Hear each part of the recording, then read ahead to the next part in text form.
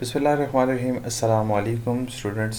उम्मीद करता हूँ आप लोग बिल्कुल ठीक ठाक होंगे, खैर आफियत से होंगे और इस सूरत हाल में अपना बड़ा ख्याल रख रहे होंगे। तो अल्लाह आपको अपनी हिफ्ज़ व अमान में रखे। मैं आपका टीचर मोहम्मद मसूद।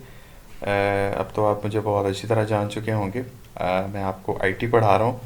तो आज हम फर्स्ट चैप्टर का लास्ट टॉपिक जो है हम एंड करेंगे। और इससे पहले हमने सारा जितना भी कोर्स कंटेंट पढ़ा, वो ज़्यादातर कंटेंट जो है वो थ्योरेटिकल बेस्ड था, थोड़ा सा बोरिंग भी था। तो अब जो हमारा स्टार्ट होने वाला है टॉपिक नेक्स्ट फर्दर आगे, वो सारा का सारा कंटेंट जो है वो प्रैक्टिकल टास्क होगा। तो स्टूडेंट्स हम नेक्स्ट इस लेक्चर को कंटिन्यू करते हैं। आज के लेक्चर में हमने पढ़ना है डॉस को। अब डॉस क्या होता है? डिस्क ऑपरेटिंग सिस्टम है। और डिस्क ऑपरेटिंग सिस्टम, कोई भी ऑपरेटिंग सिस्टम जो है वो उसका बेसिक होता है या बेस होता है। तो इस बेस से ही हम उसको कंटिन्यू करते हैं। अब स्टूडेंट दूसरी बात ऐसी है कि हम लोग जब भी स्टार्ट करते हैं डॉस को, तो उसको हम CLI बोलते हैं, कमांड लाइन इंटरफेस सिस्टम, या इंटरफेरेंस भी कहा जाता है। ये कमांड लाइन इंटरफेस देता है, प्रोवाइड करता है। तो इसको सबसे पहले तो मैं आपको ये बता दूं कि इसको ओपन करने के 3 तरीक़ेकार हैं। कैसे आपने ओपन करना है? या तो आप सर्च बार पे लिख दें CMD और क्लिक करेंगे तो आपके पास एक तरीक़ाकार तो ये है। दूसरा तरीक़ाकार ये है कि आपने स्टार्ट पे क्लिक करना है।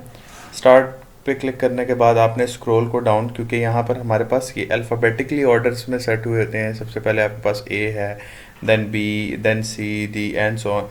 तो आपने चले जाना है विंडोज़ सिस्टम पे।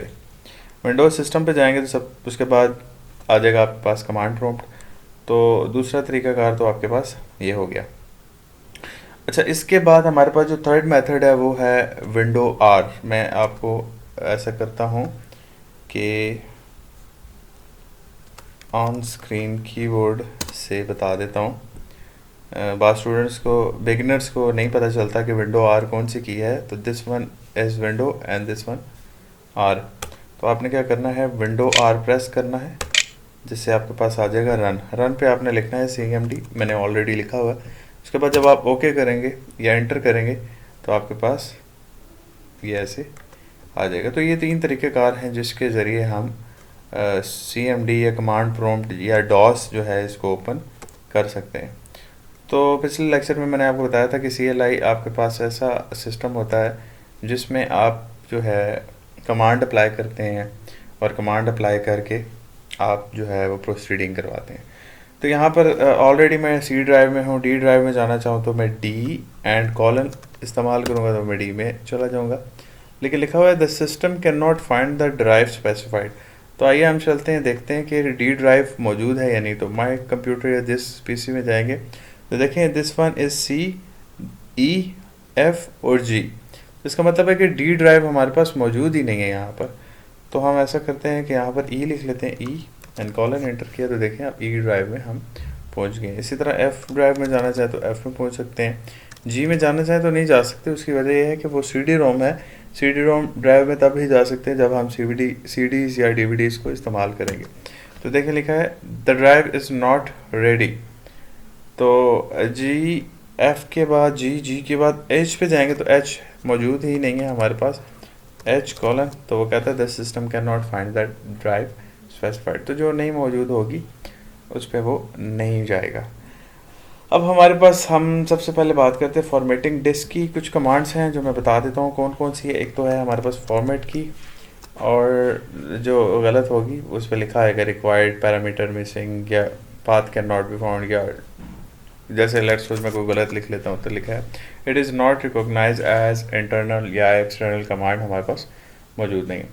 तो मैं स्टार्ट करता हूँ फॉर्मेट से। तो फॉर्मेट कमांड जो है वो बेसिकली किसी ड्राइव को फॉर्मेट करने के लिए, लेकिन ये याद रखिएगा ये कमांड बहुत एहतियात से आपने इस्तेमाल करनी है। आपने अगर खुदा न खास्ता अगर मैं फॉर्मेट के बाद E कॉलन लगा दूँगा तो ये पूरी पूरी ड्राइव जो है वो फॉर्मेट हो जाएगी। F लगाऊंगा तो ये पूरी की पूरी ड्राइव फॉर्मेट हो जाएगी। तो हम ऐसा करते हैं, कोई ड्राइव जो है वो ढूंढते हैं, उस ड्राइव को फॉर्मेट करने की कोशिश करते हैं। अच्छा, उसके बाद हम ये कहते हैं कि हम यहाँ पर अगर बात करें तो हमारे पास जो क्लियर करना है अगर ये डाटा तो CLS फॉर क्लियर, और अगर डायरेक्टरी यूज़ करनी है तो DIR करूँगा तो मेरे पास ये सारी डायरेक्टरी आ जाएगी कि किस स्टेट को कौन सा फोल्डर किस स्टेट को बना है, उसकी डायरेक्टरी क्या है, उसका नाम क्या है। उसके बाद मैं दोबारा क्लियर कर देता हूँ इसको वापस ख़त्म करने के लिए। और ट्री जो है वो हमें बताता है कि हमारे पास कोई भी फोल्डर जो है वो दूसरे फोल्डर के अंदर कैसे बना हुआ है। तो फोल्डर्स और सब फोल्डर की इंफॉर्मेशन के लिए हम ट्री कमांड को इस्तेमाल करते हैं। तो ये कमांड्स जो है ये कमांड जो है ये अप्लाई करते हैं। ट्री कमांड जो है वो हम इस्तेमाल करते हैं इसलिए कि ताकि हमें पता चले कि हमारे एक फ़ोल्डर के अंदर दूसरा फ़ोल्डर क्या है, या रूट मैप हमें बताता है। इसके बाद दोबारा मैं क्लियर कर देता हूँ। जैसे मिसाल के तौर पे आपको नज़र आ रहा होगा तो विंडो 10 प्रो 64 जो है हमारे पास मौजूद है, और इसके अंदर फ़ोल्डर बना है इन्फो, और इसके अंदर फ़ोल्डर बना है रूफस USB टूल, ठीक है। फिर विंडो ऑल जो है 7, 8, 1, 10 all editions with update AIO 3-in-1 and so on, कुछ इस तरह से बना हुआ है। इसको भी हम क्लियर कर लेते हैं CLS फॉर क्लियर। तो फॉर्मेट कमांड जो है वो आप इस्तेमाल करेंगे किसी भी ड्राइव को फॉर्मेट करने के लिए। तो आपने करना क्या है, आपने लिखना है फॉर्मेट, और उसके बाद D ड्राइव है, E है, या कोई भी ड्राइव है उसको लिखना है, और देन आप कॉलन इस्तेमाल करेंगे। जैसे मैं D ड्राइव को फॉर्मेट करना चाहता हूँ, अव्वल तो ये होगी नहीं और ना मैं करना चाह रहा हूँ, तो आपने फॉर्मेट ड्राइव जो है किसी भी ड्राइव को फॉर्मेट करने के लिए इस्तेमाल करना है।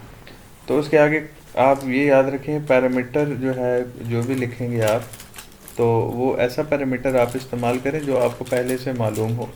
ऐसा पैरामीटर हरगिज़ ना इस्तेमाल कीजिएगा जो मालूम ना हो, और इसको आपने बहुत ये कह लें कि बहुत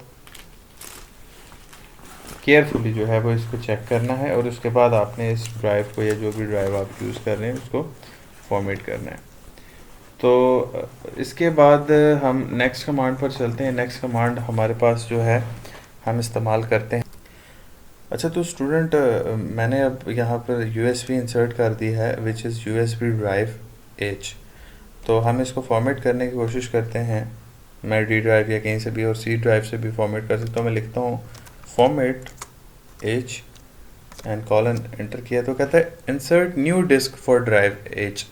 अगर तो आप नई डिस्क जो है आपने इंसर्ट कर लिया है और अगर आप रेडी हैं तो आप एंटर करें। तो जब मैं जो ही रेडी करता हूँ तो मुझे बताता है कि 14.5 GB की USB है और 1%, 2%, और ये क्योंकि इस फॉर्मेटिंग में लो लेवल फॉर्मेटिंग होती है तो ये बहुत ज़्यादा देर लगाती है।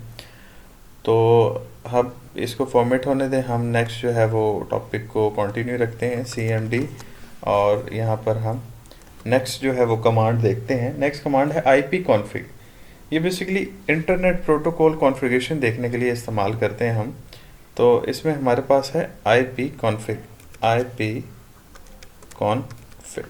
ये आपने स्पेस नहीं देनी, साथ ही लिखना है। तो अब IP कॉन्फ़िग हमें क्या बताता है, और IP कॉन्फ़िगरेशन जो है वो हमें ये बताता है कि आपका जो इंटरनेट एक्सेस है वो अभी कनेक्टेड है या नहीं। जैसे लिखा है मीडिया स्टेट, मीडिया डिस्कनेक्टेड। इस वक्त इंटरनेट कनेक्ट नहीं है।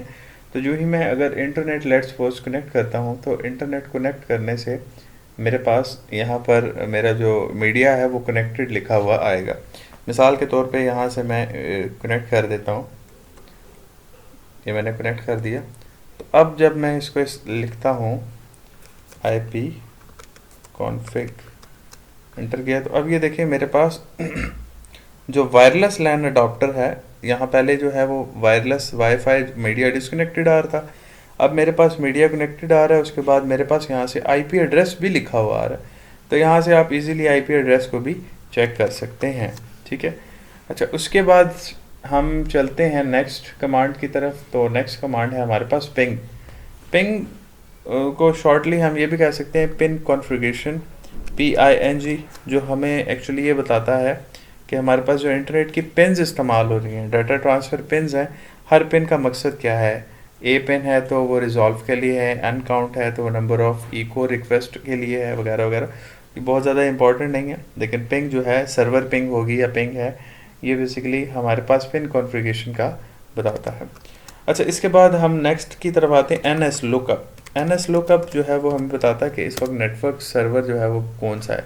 तो डेफिनेटली मैं सर्वर के साथ कनेक्टेड नहीं हूँ, तो अननोन सर्वर आ रहा है, वरना यहाँ सर्वर का नाम आएगा और सर्वर का एड्रेस लिखा हुआ आएगा। देखिए default server are not available.